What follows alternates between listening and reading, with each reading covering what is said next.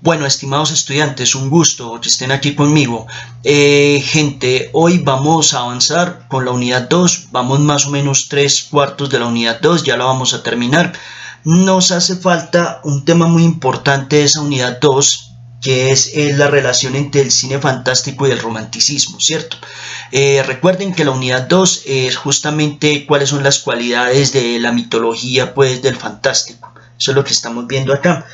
Y la clase de hoy es importante por lo siguiente, porque la modernidad tuvo principalmente dos vanguardias, el realismo y el romanticismo. Y todas las otras vanguardias, muchísimos de los estilos artísticos vienen derivados de esas dos vanguardias. El realismo, por ejemplo, influye mucho en los documentales. Todo lo que tú veas que tiene como cierto estilo realista, cierto estilo documental, pues tiene que ver justamente con el realismo. Mientras que la vanguardia conocida como romanticismo se caracterizó por ser todo lo contrario del realismo. Es una vanguardia exagerada, es una vanguardia fantasiosa, muy sensual, muy violenta, a veces también muy cruel. Tiene que ver mucho con lo monstruoso, por ejemplo, en el cuerpo.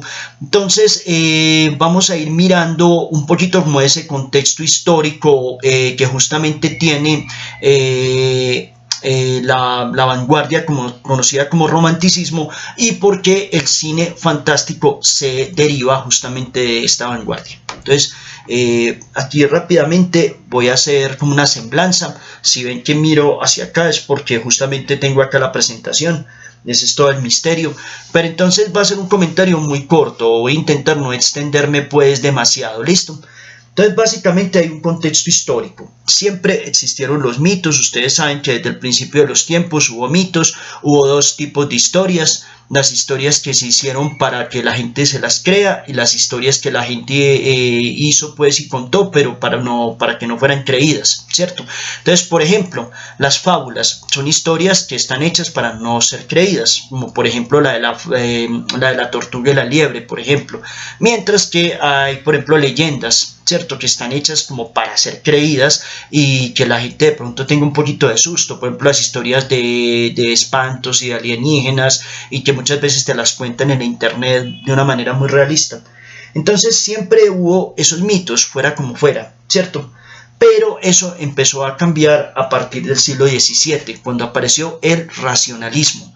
El racionalismo es una corriente filosófica que es instaurada, digámoslo así, por René Descartes, filósofo francés, y Descartes básicamente lo que busca es que la lógica, que la racionalidad sea el centro del mundo. Él está buscando que la gente comprenda ya las cosas no desde una cuestión religiosa o de fe, sino que las comprendan desde la ciencia, que las comprendan desde algo que sea, por ejemplo, demostrable, ¿cierto? Eso es principalmente lo que él busca. El mundo se va a volver racionalista y eso va a afectar los mitos. El racionalismo afecta mucho la modernidad, de hecho es una de las estampas de la modernidad que, como ustedes saben, pues ya sucede que se vuelve el centro del mundo todo el asunto pues científico. Entonces hubo un segundo cambio también con la llegada del romanticismo. Hoy vamos a hablar de cómo los mitos fueron alterados, primero por la aparición del racionalismo y después por la aparición del romanticismo. Entonces arranquemos primero por qué es el racionalismo. El racionalismo es una corriente filosófica que apareció en Francia en el siglo XVII, formulada por el señor René Descartes y que se opone al empirismo. El racionalismo, del latín ratio, razón, en filosofía, sistema de pensamiento que acentúa el papel de la razón en la adquisición del conocimiento.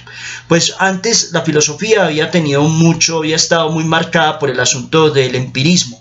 O sea, qué es lo que se ve a simple vista, qué es lo que se encuentra, que uno puede aprender de la percepción inmediata que uno tiene de un montón de cosas que hay frente a uno. Pero René Descartes dice eso no es suficiente, lo empírico no es suficiente, tiene que haber una razón cuantitativa, tiene que haber una razón sólida detrás de las cosas.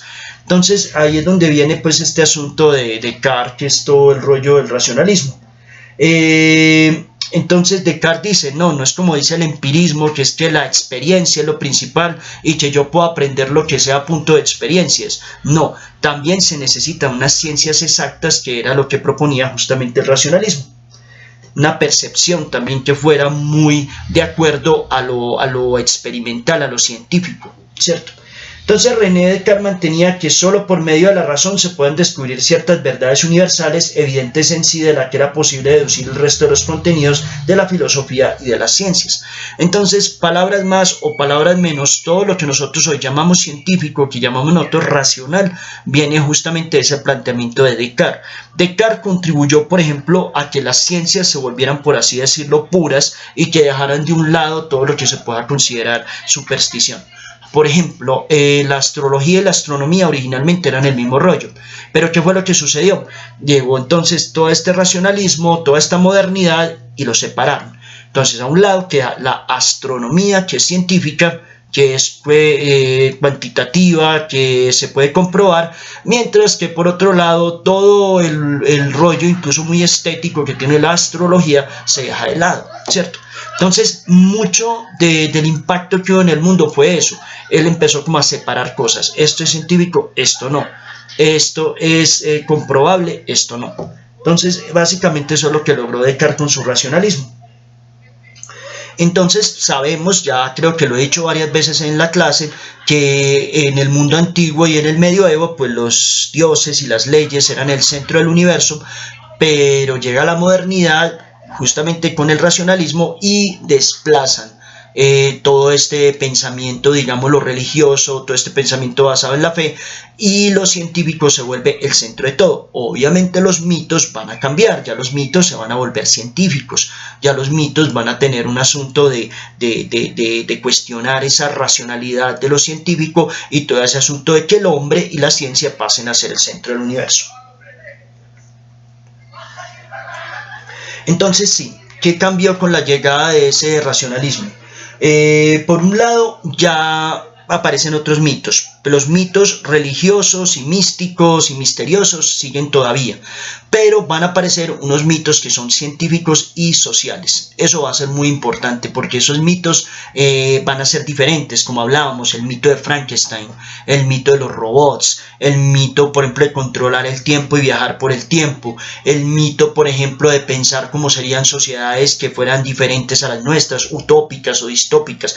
Todo el asunto incluso que va a llevar a la ciencia ficción, de ahí sale perfectamente, de todo ese cuestionar, ese racionalismo.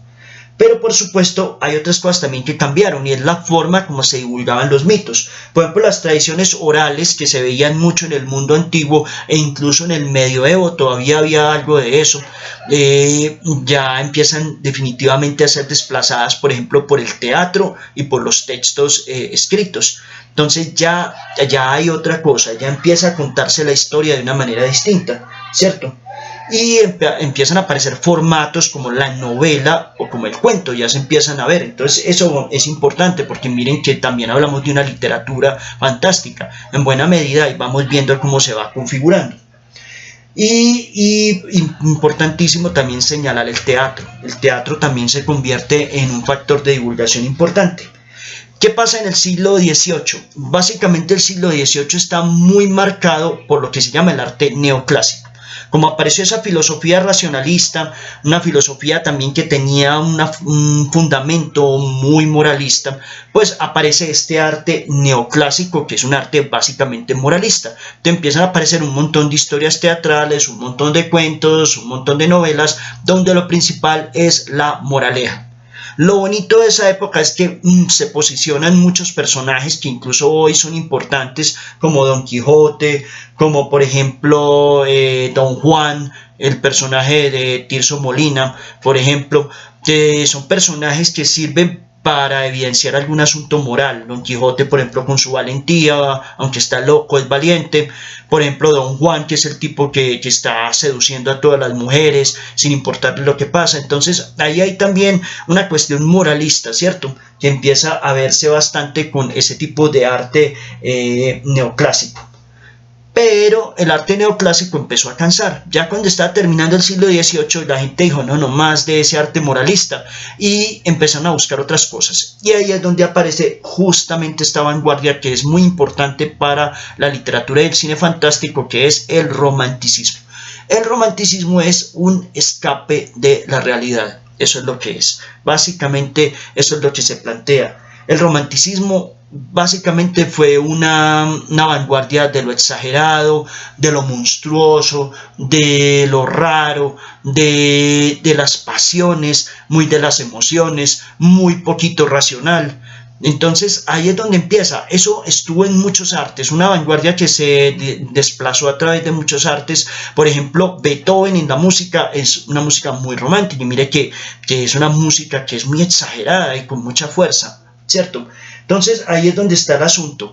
Todo ese asunto monstruoso, violento, sensual, lo vas a tú encontrar, por ejemplo, en todo lo que sea el arte romántico. Por ejemplo, la pintura romántica tiende a ser muy extraña, tiende ya a ser fantasiosa. Entonces ahí nosotros empezamos a ver unas relaciones justamente con el cine fantástico. Y sí, hago énfasis en esto. La literatura y el cine fantástico de hoy en día son derivados de los temas y las formas del romanticismo.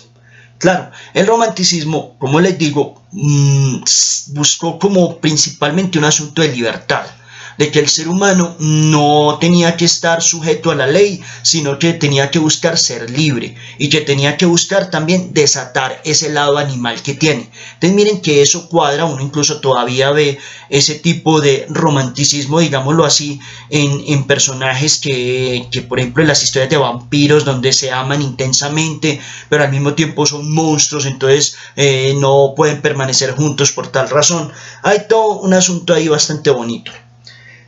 El romanticismo es alemán principalmente, y ahí es donde se empiezan a gestar un montón de formas artísticas. Por ejemplo, la novela es un invento alemán, la inventó justamente un señor Novalis, ¿cierto? Él inventó justamente ese formato de la novela, de una historia escrita que fuera larga, que fuera de largo aliento y que te cuenta pues todo un devenir de lo que le va sucediendo a determinada persona, incluso haciéndole mucho énfasis en la psicología del personaje. Para eso sirven las novelas más que los cuentos, para mostrar justamente cómo va evolucionando el comportamiento de un personaje. Entonces ahí es donde está el asunto. También los cuentos, por ejemplo los hermanos Grimm, que también son alemanes, básicamente son los que justamente inventan ese formato.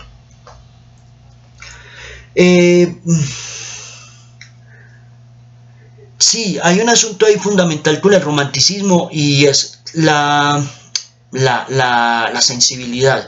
O sea, hay artes que son muy conceptuales, que son muy racionales, que siempre están buscando de alguna manera como construir una idea llamativa, pero acá, por ejemplo, no, acá son las emociones, incluso historias que pueden ser absurdas, pero que causen una impresión muy grande. Entonces el romanticismo se trató de eso, eran un montón de sentimientos, cogieron por ejemplo un montón de leyendas antiguas y las llevaron a la modernidad, pero buscando presentarlas de una manera que fuera supremamente emocionante. Por ejemplo, la historia de Caperucita Roja con el lobo, pues ahí todo un asunto que arma Charles Perrault con eso, pero es muy romántico. Siempre existió la idea de la niña sola en el bosque que se tiene que enfrentar a determinado personaje, tú lo encuentras en muchas mitologías, pero también el individuo que se transforma en un lobo. De aquí los juntan y los ponen en un terreno desolado, que es un bosque, para que se encuentren y ocurra el mayor drama posible, ¿cierto? No hay una tragedia en la historia. Bueno, la muerte de la abuelita es una tragedia, pero de todas maneras ellos buscan ahí como darle, como que sea muy emotivo, como que justamente cause mucho impacto. El asunto de ese lobo miedoso, tenebroso, que no se puede detener, que hasta un cazador le da brega enfrentarse a él, versus la imagen de una niña pues aparentemente desprotegida, ¿cierto? Ese es el tipo de contrastes que le gustan al romanticismo. Entonces el romanticismo de los alemanes y en general el romanticismo de todos pues los europeos se caracterizó por irse también mucho por el lado de lo macabro. Si ustedes ven por ejemplo la pintura de Goya, sobre todo esas pinturas de monstruos, todas esas pinturas de brujas, de demonios, es muy semejante a esas historias de miedo que se solían contar en el contexto del romanticismo. siempre se busca lo macabro, lo siniestro. De hecho, mucha de la imaginería del cine fantástico de terror pues proviene justamente del romanticismo.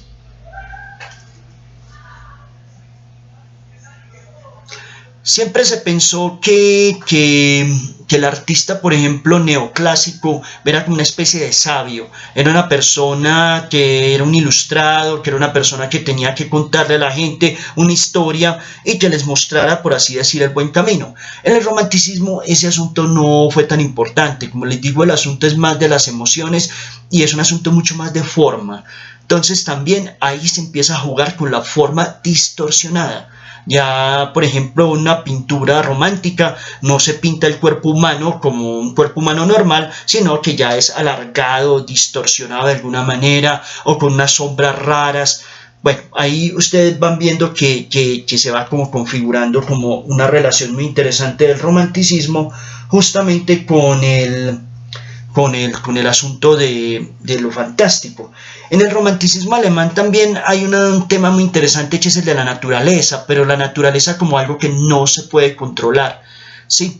Como la naturaleza, como por ejemplo de los bosques en las historias de los cuentos de hadas. Siempre los cuentos de hadas se desarrollan en el bosque encantado. Y es un bosque que es mágico y que no se puede controlar, que justamente representa esa naturaleza que no pudo ser controlada por los científicos, por los técnicos, y no pudieron hacer nada ahí como con eso.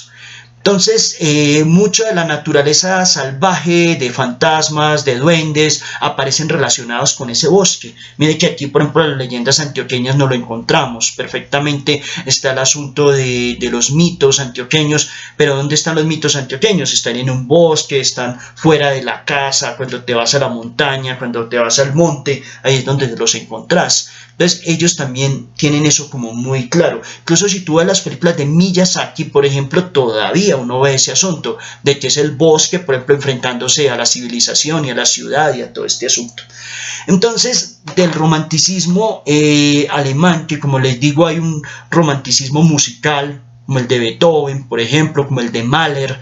Uno encuentra también un romanticismo pictórico. Hay una serie de pinturas, incluso terroríficas, muchas de ellas, algunas misteriosas.